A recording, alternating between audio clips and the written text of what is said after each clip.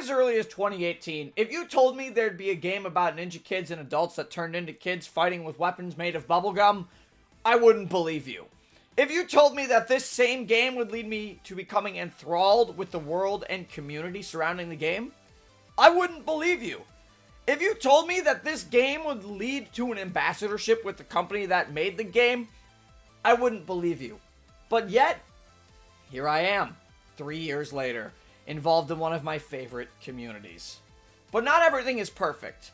I've seen the good, the bad, and frankly, the downright greedy moments in this game's history. So today I'd like to talk about Ninjala, 12 seasons and nearly 3 years later. Where does this game stand now? And what can be done to improve it going forward? Hello ladies and gentlemen and all the core gamers out there, CAJman777 here, but please just call me J-Man, and welcome to a video on Ninjala. As previously stated, today I'm going to talk about Ninjala 12 seasons later. Now, some of you watching this video right now already know me, but for those who don't, it is important to note that I am an ambassador for Gung Ho Online Entertainment America, specifically the American branch of the company Gung Ho, who are the publishers of Ninjala. As an ambassador, I am a representative of the company, so you may think I have to be biased towards the game, but I must preface that this video in no way has been influenced by words and or decisions from the company themselves. I have not been paid to say or write anything in this 25-page script. This video is solely my own thoughts and opinions, as well as containing thoughts and opinions from other members of the international Ninjala community. So grab your gum katanas and yo-yos, because I don't do many videos like this, and we're only on page 2 of the script. So while you're here, and while you listen to this video, you can always do me a favor and subscribe to the channel. Your support helps immensely, and I wouldn't be able to make videos without it. First teased back at E3 2018, Ninjala was set to be a free-to-play Battle Royale-style arena fighter where ninja descendants in the modern age using weapons made of gum, no, that's not a joke, would battle it out in a tournament series known as Ninjala to see who was the best ninja.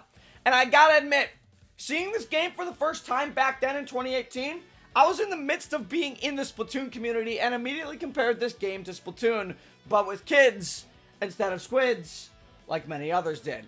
But this game had lead designer Takashi Arakawa. At the time, Arakawa was known for the Dissidia Final Fantasy series, but Kazuki Morishita, who was the executive producer of the ever-popular Puzzles & Dragons franchise, which I also loved, was also working on Ninjala. So things looked to be quite promising in terms of the development team, with a promised spring 2019 release. Then, the game got delayed from 2019 to 2020, as the devs wanted more time to improve and polish the game. We all know what happened in 2020. However, in April of 2020, we got our first real taste of the Ninjala game with the first open beta, and it was a colossal disaster. Mainly due to server overload, there were many players who never even got to log on to the beta, including myself. Clearly, the developers of Ninjala didn't expect as many people as there would be trying the game, and with how similar the game looked to Splatoon 2 in terms of art style, it's no wonder. Rest assured though, we did get a second, longer beta a month before the game's official release in May, and the second beta was awesome. It was clear that the developers really wanted people to enjoy Ninjala, and I truly respect that dedication. I still have videos from the beta way back then on my channel too. There was a bunch of positive feedback on the game and talk about the game was at a fever pitch around this time. On top of that, the devs of the game started doing developer diaries, which got more and more people excited to play as the game approached its release date in June. And so, June rolled around, and on June 24th, 2020, Ninjala finally released. Some were ecstatic about the game. Some more critical reviewers at the time put it around a 7 or 8 out of 10, which frankly isn't bad for a game releasing in 2020 at the time. But I'm more optimistic than most, and I truly enjoyed my experience with Ninjala. With the constant communication from the developers of the game through the dev diaries in those early seasons, players were always waiting for the next big reveal for the game. But then, something changed.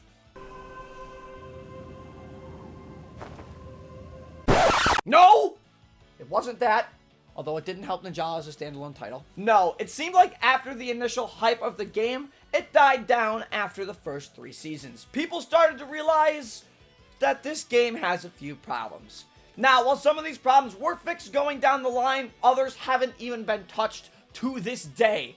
and I can't think of a better way to start talking about Ninjala than talking about what it's like to join Ninjala for the first time and what it's like to be a free-to-play player 12 seasons later.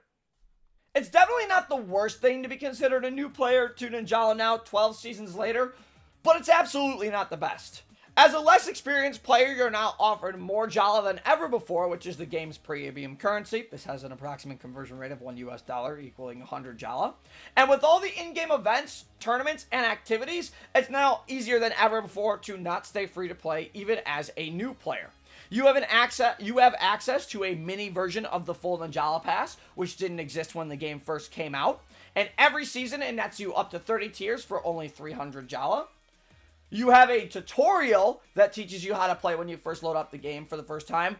And by the way, this did not exist when the game first came out. This was added like in season 5 or 6, the tutorial. And this is great for new players because they get a basic understanding of the gameplay loop now than they did in the past. But we're going to be talking about that gameplay loop a little bit later.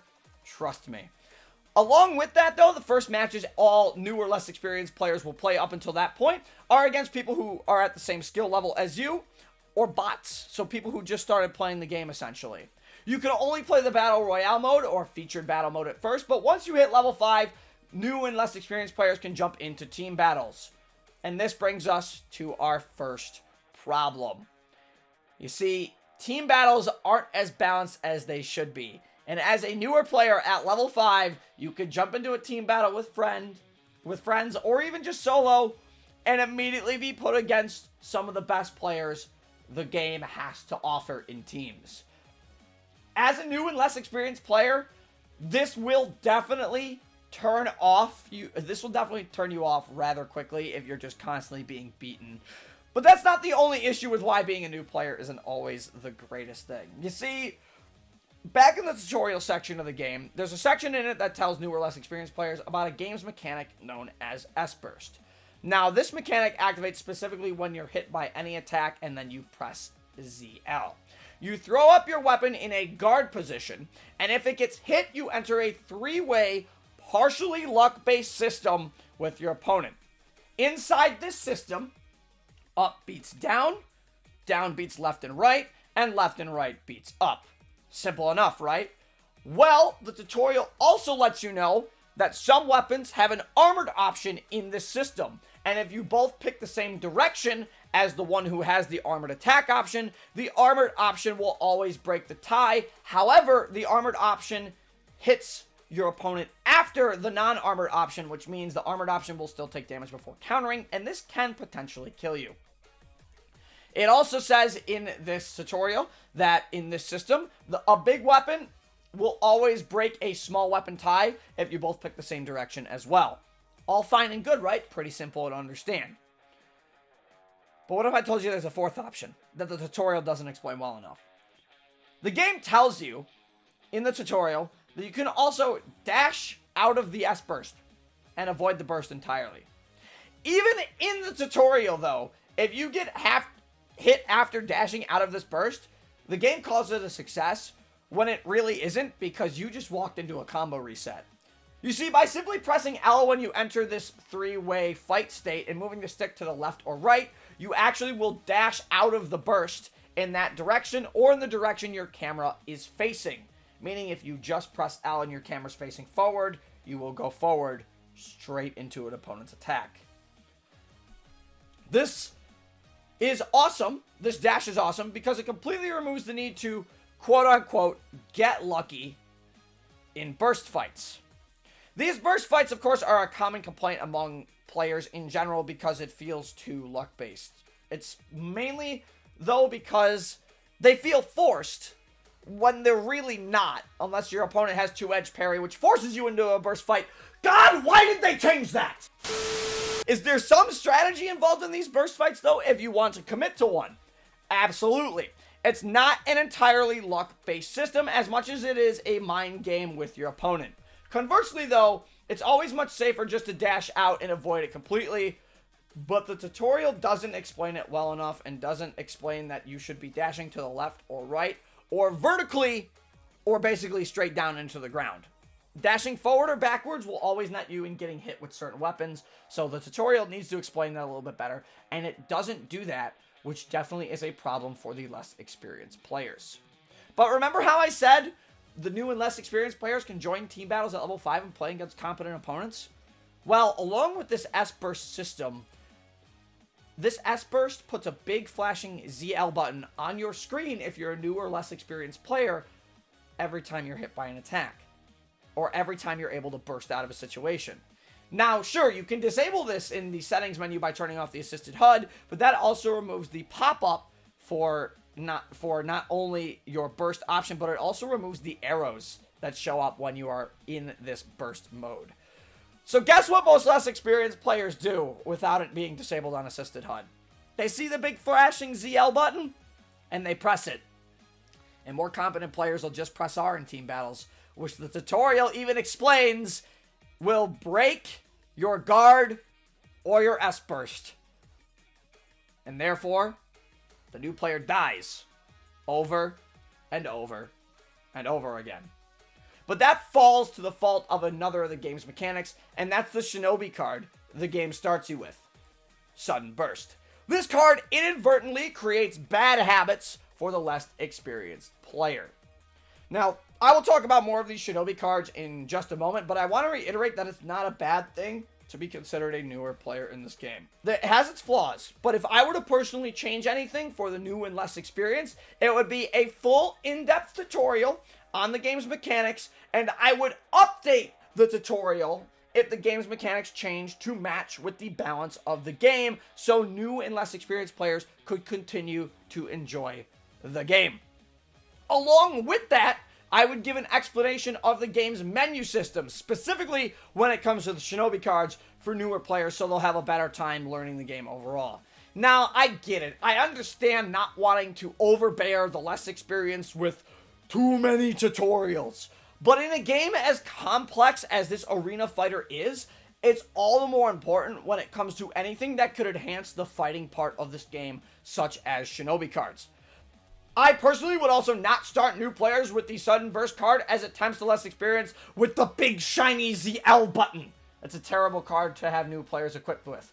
And finally, I would change how newer players are matched up in team battles. They should not, in any circumstance when they hit level 5, be put against competent players until they're at least level 30 entering team battles.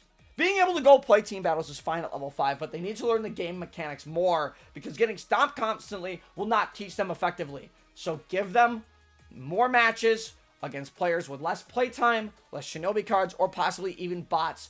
Give them time to learn the game as a new player. Again, being a new player in Ninjala is not a bad thing. It's easier than ever to not stay free to play at this point in the game, 12 seasons later. But unfortunately, when it falls to the game's mechanics, newer players are still struggling because it's not explained well enough. I previously stated that newer players get the short end of the stick when it comes to the Shinobi card system in the game. But frankly, this is really the only problem I have with the system.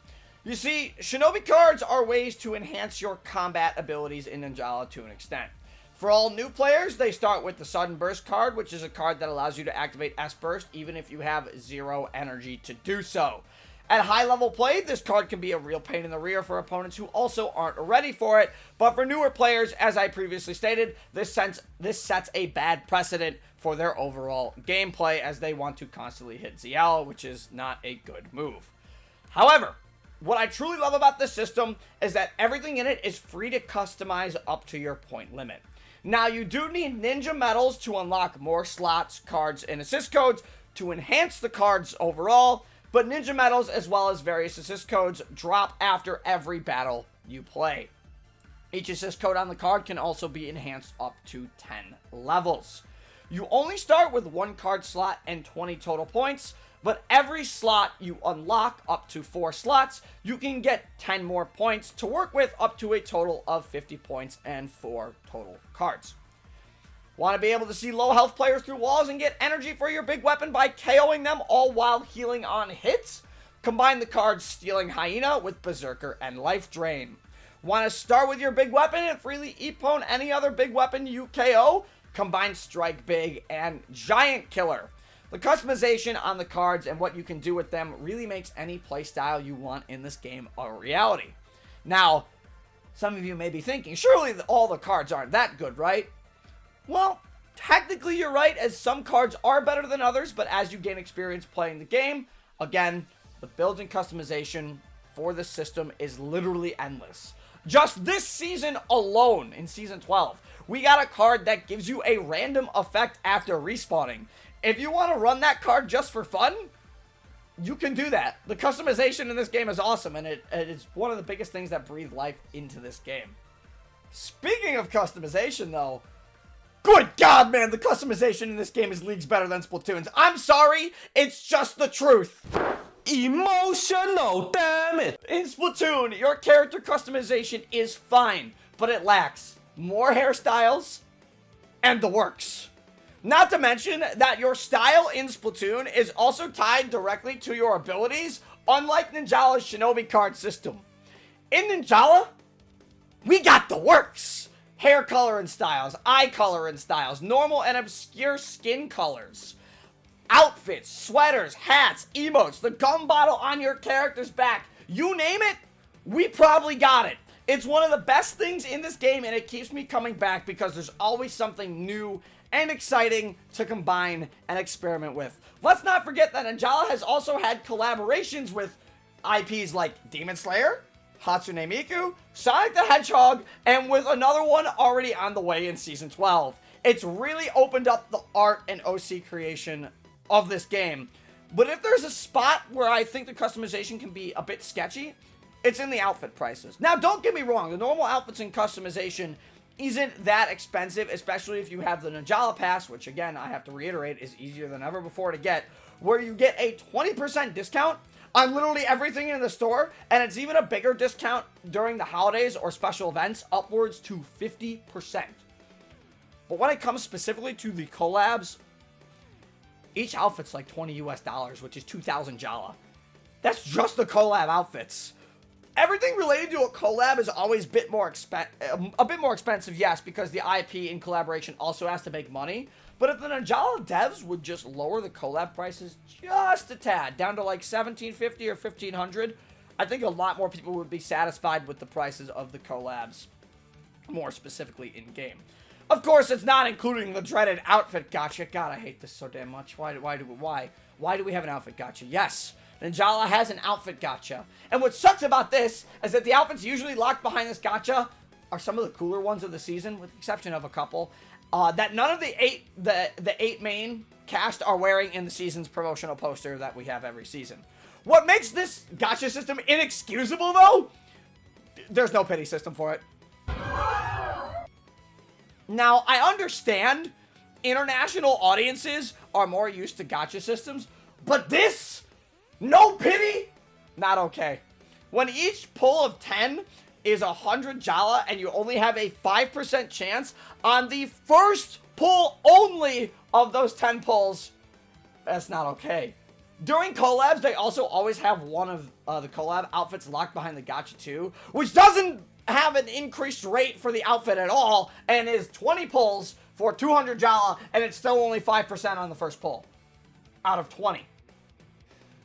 Now, we can fix this, and I will discuss this at the end of this section, but for now, we need to talk about the other part of Ninjala's stellar customization system, the Ninjala Pass.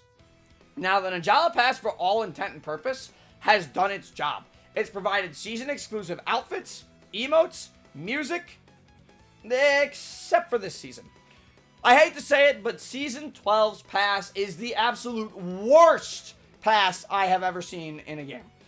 This pass was designed around Ninjala's new fishing minigame in our resort mode, and it contains plenty of fishing bait as well as research points.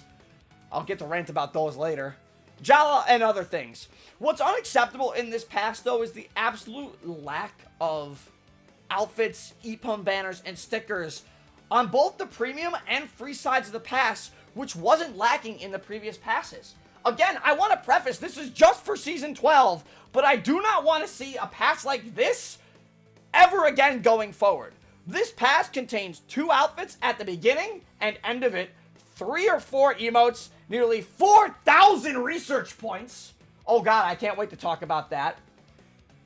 I mean, this pass is just it's a mockery of Ninjala, and it's a massive slap in the face to the people who play this game. Normally, in perspective here, normally the passes contain 4 outfits, 5 to 7 emotes, and a hat for the free side of the pass. And they didn't even give the hat to the free players in this time. It's nothing but fish bait, Jala, and research points. It makes grinding the season pass not even worth it. Which brings me to my next point. The Ninjala pass takes forever to finish. For those who are in the dark, Ninjala has a set of 5 daily missions that players can complete to earn tiers for the pass. And the point values on these are decent for the first 60 tiers. Past the 60 tier mark, past tier 60 though, even with the Pass Matsuris, which only happen once a month by the way, players may only get 1 or 2 tiers a day through their 5 daily missions. There's also bonus missions after you complete the pass too for medals and stickers exclusive to that season, which some people can't even complete because the pass takes too long to grind to begin with. Ninjala, I love ya, but we gotta do something to make the pass less grindy, especially if the next pass is as stingy as Season 12's. So here's what I propose. A weekly mission system. You did it for the new fishing activity in the resort, so let's give players weekly missions for their passes. Make them achievable, but make them more unique than our normal missions. You could have players use a certain weapon type, or play a match without using their ninjutsu. Make these weekly missions fun. Something to spice up the pass grind as well as making the grind worth it. As for the point totals these weekly point rewards would give each player every week maybe 3 to 5 of these weekly missions and triple their daily value like the Pass Matsuri. Make them worth Pass Matsuri points. Your customization in this game is incredible and you've almost fully nailed it, but you just have to iron out a few things to make it perfect. As a reminder, if you're free to play and you don't want to spend anything on this game, it takes a little bit of time, but you can easily get to a point where being free to play is no longer an issue. Giving players 3 to 5 weekly missions worth triple points on top of their 5 dailies to help them finish the pass would be great. Implementing a pity system of 30 to 50 on all the gacha machines is necessary. And finally, please make collabs just a tad less expensive. It's one of the best parts of the game, the overall customization, and people love it. So listen to your community and do the right thing. So we've gone over being a new player, we've gone over the customization, and we've gone over the Shinobi card system. What is there really to do in Ninjala? Well, let's talk about what Ninjala allows players to do. What can they play? Anything good? Well, for the most part, the activities you can do in Ninjala are a bit limited to say the least. There's your standard Battle Royale Arena Fighter, team battles, ranked versions of both BR and team battles, the 2 aforementioned modes, the WNA Resort, private battle rooms, as well as featured battles. The first 2 are exactly what they sound like. These are your standard go-to modes in Ninjala. Battle Royale is your free-for-all mode to see who can get the most points by the end of the match. Team battles pits 4 against 4 with different drone types suited for team battle to see which team, again at the end of the match, can have the most points. The ranked versions of these game modes, however, are a wasteland of nothing. You see, ranked in this game has been dead for 9 seasons because not only can everyone find matches faster in freeze, but there is absolutely no incentive for anybody to play ranked other than getting a single season sticker for hitting one of the top 4 ranks in the game. And I'm not talking about like positions 1, 2, 3, 4. No. The top 4 specific ranks in the game. As DD Deadly, a top NA Teams player, said, I'd like to see ranked rewards. Give players actual incentive for playing ranked instead of stickers. And this is a great point. But what's really funny is that one of Gung Ho's other IPs already does this, and I've played it. Deathverse, Let It Die. Now, while Deathverse is currently undergoing an overhaul, from my experience with it and playing ranked, not only could I still get everything I needed normally to upgrade weapons for the game and upgrade my cards, but at certain thresholds in Deathverse, I'd get the game's premium currency. And that premium currency would increase the higher I went through the ranks. Ninjala doesn't have premium currency as you rise through the ranks, or anything extra if you rise through the ranks. And frankly, it should if it wants its ranked modes to become active once more. But that covers it for the standard modes. What about the more specialized modes that we have in Ninjala? Well, the WNA Resort is a hangout for players of the game. It's a place to relax, meet up with other players in the community, communicate via emotes and stickers, do some fishing, which we all love the fishing, and even get blessed by the Gumchi goddess to get daily rewards, which vary from weapon skins to medals. Not only that, but you can also party up in the resort if you want to play team battles with people too, just with randoms. So, the WNA Resort, it's a nice little hangout, and it's a great place for, us to kind of chill in Ninjala. However, while the resort is interesting, and it's a nice place to chill and hang out, the featured battle modes are the more unique in Ninjala. These modes put a spin on the standard Ninjala gameplay.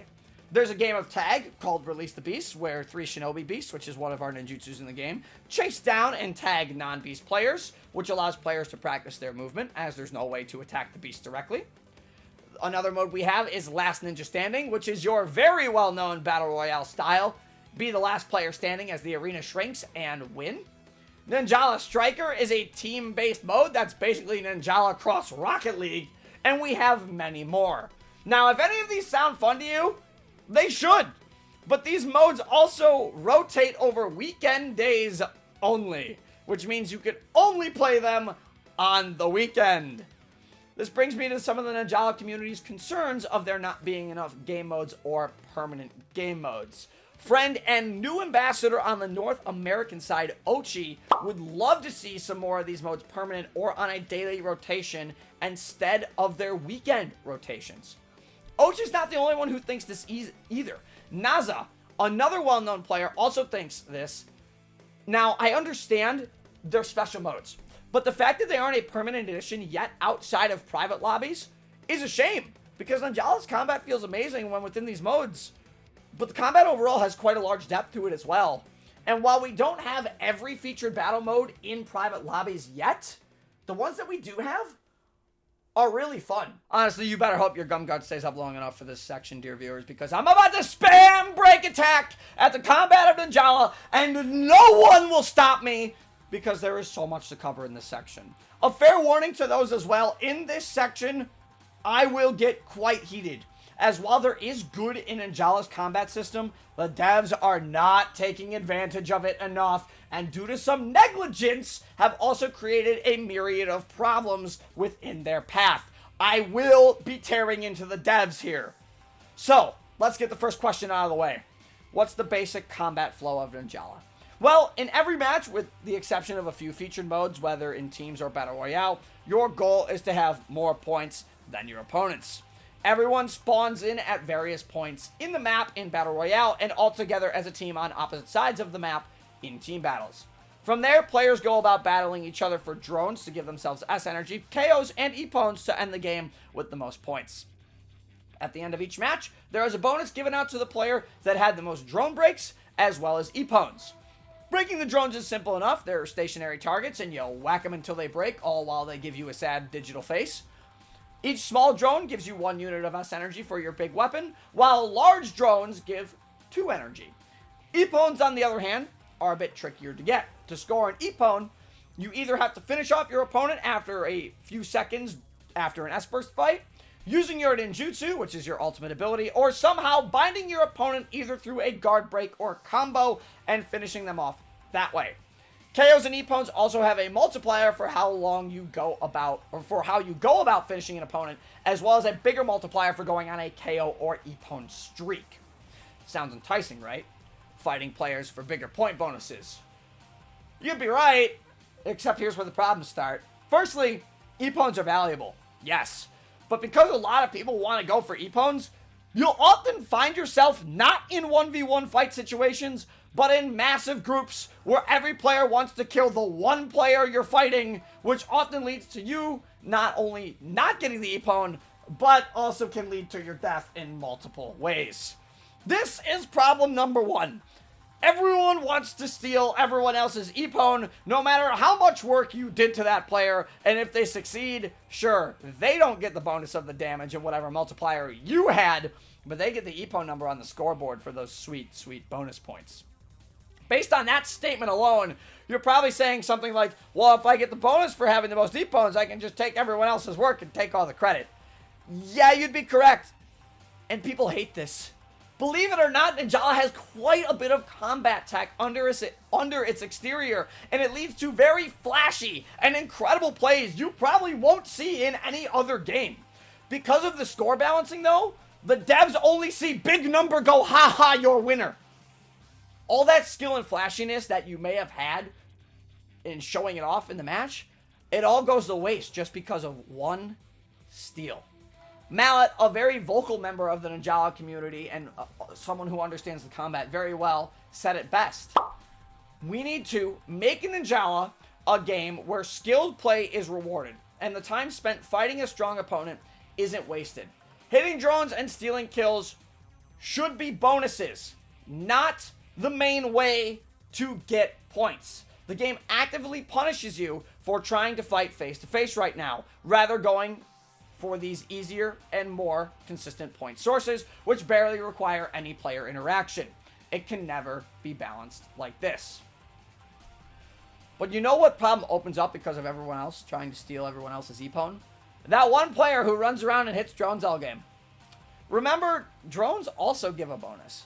So why fight when I can win by hitting objects that don't fight back all game?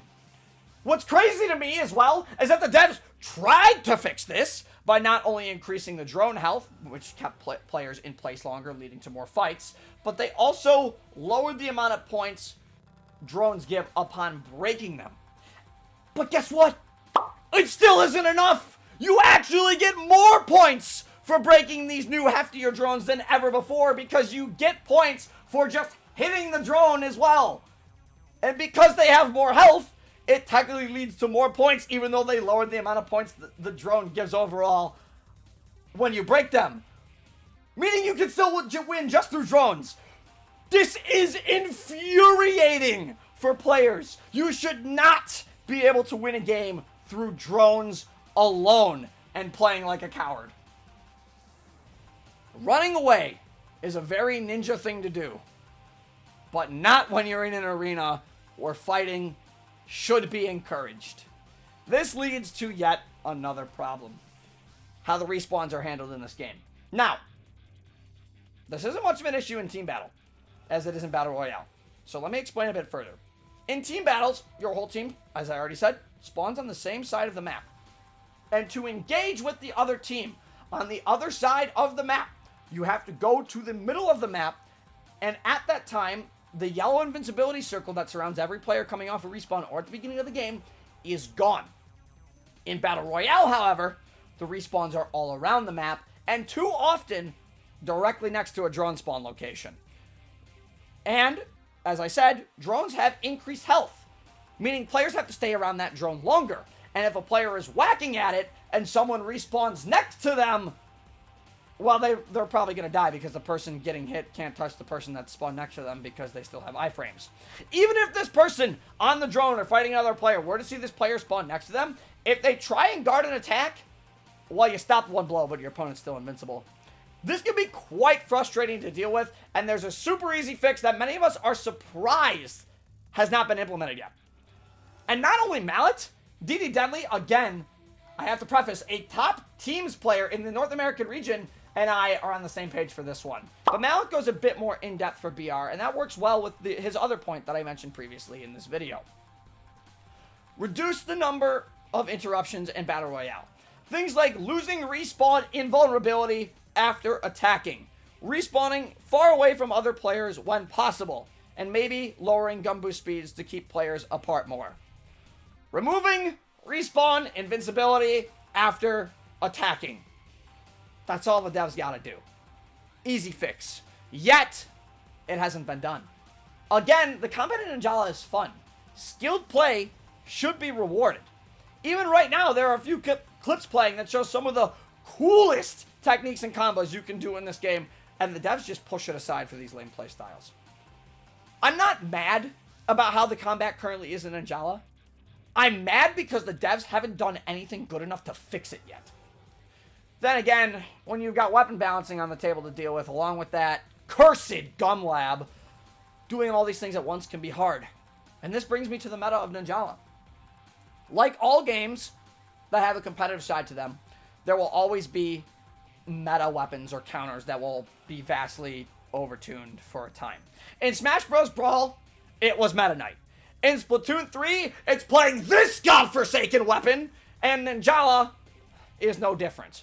Over the 12 seasons, we've had meta-breaking Shinobi cards and weapons. In Season 1 and 2, the yo-yos reigned supreme. Season 4 had the loathed Utsutsemi meta. Ninjala Season 7 and 8 saw the discovery of extreme yo-yos being immune to gum damage when they're using their turbo. And Season 10 had the very, very broken hammer throw. Every season up to this point has had some form of a meta. It's to be expected. If you played off-meta during this time, you probably had a bad time. Did it make it less enjoyable, though? Well, with the exception of the hammer throw and Utsutsemi meta, not really. It was through these metas that players learned to grow and discover new combo routes or techniques that we had never seen before, and it completely changed the landscape of the game. It made the community overall stronger. We realized it was possible to overcome the meta, and that felt good. Great, even. But that all changed when Season 9 started. Season 9 introduced something that I don't think, personally, the game will ever recover from. That thing was the Ninja Gum Lab. Now, when they first announced this, I was cautiously optimistic. A way to power up weapons using ninja metals and these new research points for stronger weapons for more damage and other effects.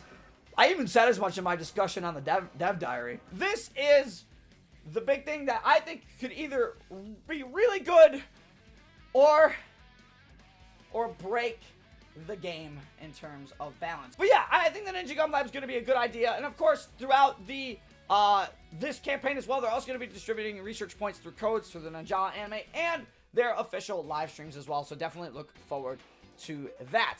Past me, though? Yeah, he was an idiot.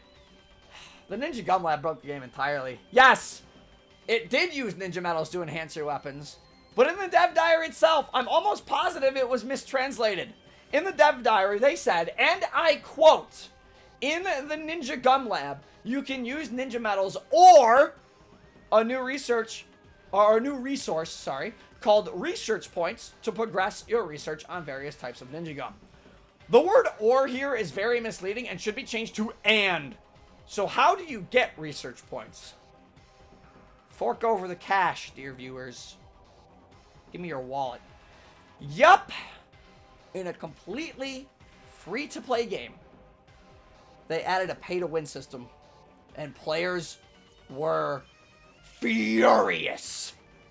People on both the NA and JP sides of the community are clamoring for this either to be completely removed from the game or separating the battle modes into lab and non-lab variants.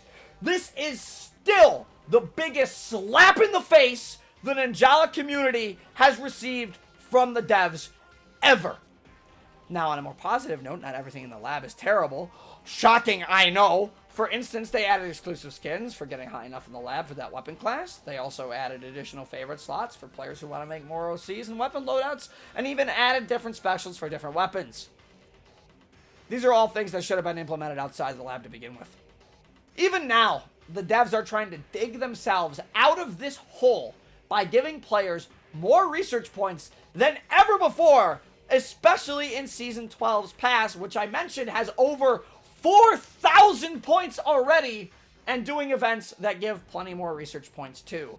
And just for any doubters out there who think this isn't blatantly pay to win, here are a few examples of me using a cannon with no lab buffs on the left side of the screen and using my lab buffs on the right side of the screen on one of my friends who has had lab buffs turned off the entire time.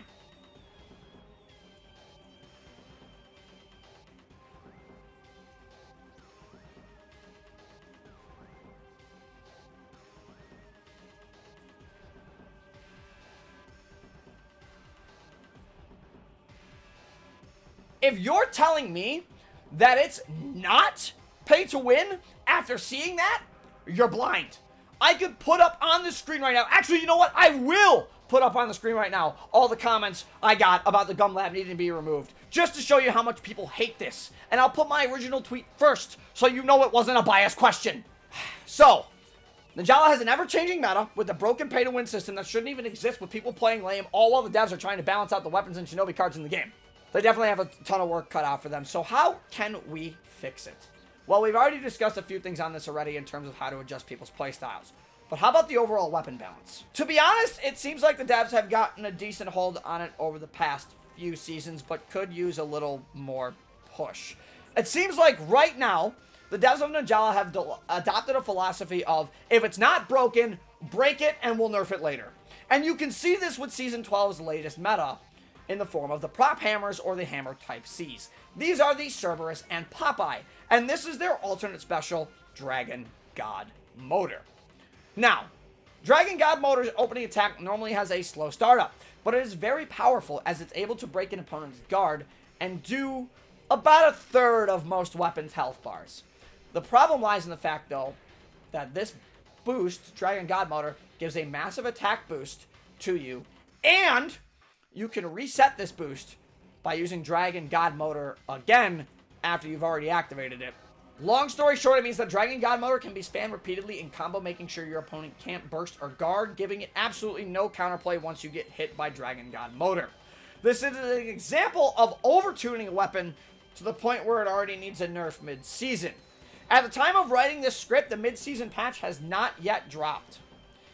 Now, for a more balanced example, though, on the opposite end of the spectrum, we have to look at the skateboard class of weapon, which, while it received multiple buffs this patch, is by far the most balanced weapon in the game because it has no gimmick whatsoever.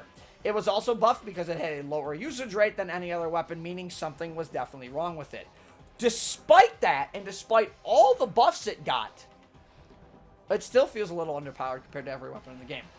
But looking at usage rates and winning percentages doesn't always guarantee success for this formula. For that, we have to use the poster child weapon of the game, the Ippon Katana. This weapon is the weapon that most people will start with when playing Ninjala, and due to this, it has seen lower winning percentages and average usage rates. This weapon has been buffed a countless number of times, and guess what? At high level play, they are almost completely unpunishable with barely any end lag on any of their attacks. An armor move called Charging Slash that seems to hit you from anywhere, even though it's supposed to go dead straight. And let's not forget its alter special, Razor's Edge. Razor's Edge is a spammable projectile on a melee weapon that already has one of the best gum shots in the game. Razor's Edge already has a way bigger hitbox than it looks like it has, and is completely unreactable from certain distances, allowing for a free kill. The same could also be said for the Drill type Alter Special, which is a projectile immune, tracking, multi-hitting, high damage armor move that is only countered by other armor moves or being blocked, and could directly lead into the strongest gum shot in the game, leaving you for dead. You could try guarding it, but if you mistime that guard slightly, you get utterly ripped apart. So yeah, on some weapons, there's some balancing they have yet to do. Of course, there have been good signs of change in this balance philosophy, but things need to happen a bit faster in terms of weapon balance. I personally think this is a case of the devs having too much to balance and not enough time. I want to give them the benefit of the doubt, but they put that upon themselves when they introduced the lab. Only time will tell if it can be salvaged. So that's why I'm here, talking in front of my computer for 45 minutes, and we're not even done making this video to bring this situation to light. That being said, this brings me to potentially the most controversial part of the Ninjala community. In many ways, and that's the community. Now, don't get me wrong. Like most things in Ninjala, there is good and there is bad. But you could ask 100 people what they think about the community of the game, and you'd probably get 70 different answers as to why people like or dislike it. So let me start by saying this community isn't a big community. In fact, it's quite a niche community. With that being said, there are benefits to being a niche community as well as defects. While I will talk about the positives, of course, in this section, though, it's important to talk about some of the negatives first. What are some disadvantages of being a niche community? Well, because of its size, word gets around faster about various issues and people within said community. This ultimately can lead to people being dragged into something they don't care for or don't want to be involved in, leading to unnecessary drama. Because of this, it also creates a gap between not only the casual and competitive scenes in the game, but creates issues between the international parts of the community too. Rather ironic then, when in the midst of creating this script for the community section of the video, something happened to my friends and I while playing a non-ranked game. We got pulled into a drama between the casual and competitive sides. Now, for the sake of this individual, I'm not going to name names, but if you want to understand the situation further, you can find this tweet on my Twitter feed dated February 20th. It is a quote retweet, and you'll know it when you see it. Firstly, let me say this. My friends and I are more experienced than others in the game, but there are also people we know that are better than us. One of these friends falls more on the casual side of the community, and the other on the competitive side. And myself, well, I fall between both sides of the community as I have respect for both the casual and competitive aspects of the game. In essence, my friends and I just teamed up to do our daily missions for the day, and we ran into a full squad with our trio, meaning we were not fully stacked. At the end of this game, we ended up winning by 3,000 points, which is not many points in a team battle, considering the point bonuses in total are only worth 1,500 points if one person has each bonus. Overall, it was a fun, close, and action-heavy match, but because one person on our team was known as a competitive player or known to be more competitive, they insinuated our whole team was competitive and sweaty.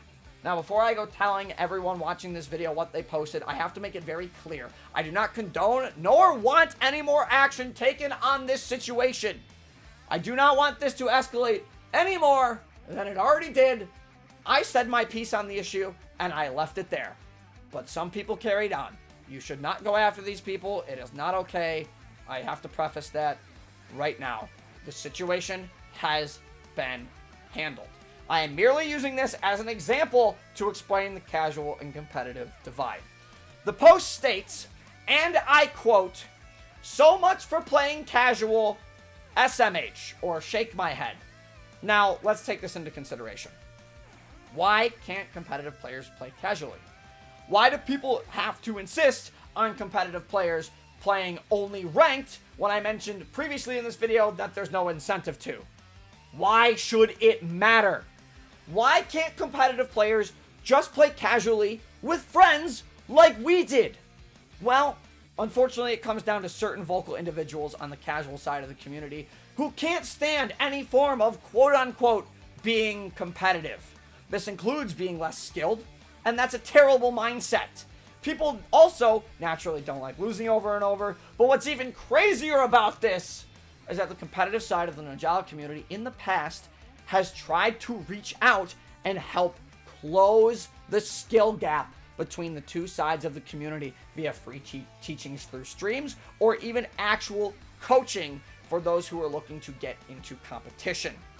Ultimately, the competitive community received a slap on the wrist by these vocal individuals on the casual side, leading to the divide we still have today. There should be no reason why competitive or experienced players should be shunned from just playing the game. At the end of the day, your in-game performance comes down to your own skill and communication. In order to improve, there has to be effort. People can't rely on gimmicks all the time to win. It just isn't viable. You also can't expect every match to be easily won. This is just a petty thought process, and if you believe it, you should probably reconsider your values. This isn't to say the casual side is fully wrong, no, because the competitive side isn't free from criticism either. There are vocal people on the competitive side that have an elitist mindset, and that is also not healthy for the game. To me, it just feels like these vocal individuals on both sides of the community is the reason there is so much drama. It's either not being able to stand any form of competitive play, or the ones on the competitive side have the elitist mindset where they think they're better than everybody else in the game and blah, blah, blah, and they go about gloating about it, which again isn't healthy for the game. So both sides are in the wrong here. Internationally, though, there's a divide as well. Now, most of this divide is caused by language barriers, cultural differences, and the weapons and kits both sides of the community use. However, there have also been instances of these international communities in Ninjala going after each other because, once again, because of few vocal individuals. Now, I want to be very, very clear. Just because I'm on the North American side of the community does not mean I have a bias towards it. In fact, the JP side of the community, I feel, has done quite a lot of good for the game. If it wasn't for them, we probably wouldn't have the Ninjala animated series that we have today. Not only that, the game probably wouldn't have 10 million downloads worldwide either. This does not excuse them from certain cases, though, in which they have intentionally targeted players in other regions, both in-game and on social media, condoning them for something they didn't even do wrong. Condoning them, once again, for just playing the game or finding counters that beat out other regions' playstyles. No one has a monopoly on this community. This isn't an individual's effort, nor does it belong to one specific region. I have to preface, this doesn't reflect the whole of the community. But as I stated, it comes down to these vocal folk who are the true root of the problem. At the end of the day, this is a game we all enjoy playing. People need to learn to grow up and move on. It's a video game. For some in the community, though, they've done just that. They've seen the more positive side. These individuals are the ones you want to be around, and there are more than you think. Although quieter, no thanks to all the vocal folk, the positive side of this community is in fact very uplifting. Artists, animators, music lovers, genuine fans of the character customization, genuine fans of the game and animated series. People like this are the ones I want to be around all the time. These are the people that see what I see. They see this game has issues, but they push through it. They know that they're the light. They're the ones keeping the community running. Truly. And if it wasn't for those people, I wouldn't be an ambassador for Gung Ho today. It's thanks to them that I'm able to make videos like this for the game. So for those positive folks out there, keep being you, and thank you. I hope everyone enjoyed this deep dive into Ninjala after 12 seasons.